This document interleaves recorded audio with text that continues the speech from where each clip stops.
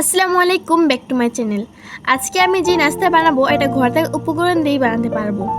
প্রথমে নিয়েছি 2 কাপ আটা, তারপরে নিয়েছি পানি।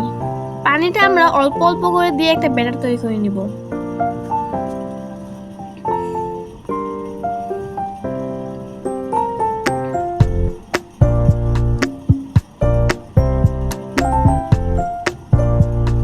তারপর দিয়ে দিয়েছি 2 চা চামচ লবণ। তারপর দিয়ে দিচ্ছি এক করে পেঁয়াজ কুচি, মরিচ কুচি, ধনিয়া পাতা কুচি। তারপর ভালোভাবে মিশিয়ে নেব। তারপর একটা ডিম দিয়ে দিচ্ছি। হ্যান্ডেলের সাহায্যে ভালো করে মিশিয়ে নেব আবারও।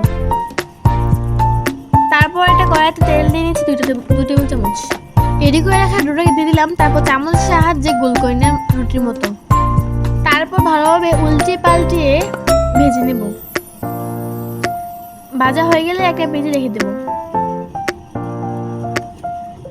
সেম একইভাবে এই রুটিটাকেও ঠিক এভাবেই উল্টে পাল্টে ভেজে নেব।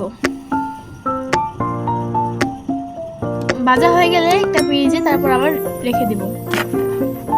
আর এটা টেস্টি।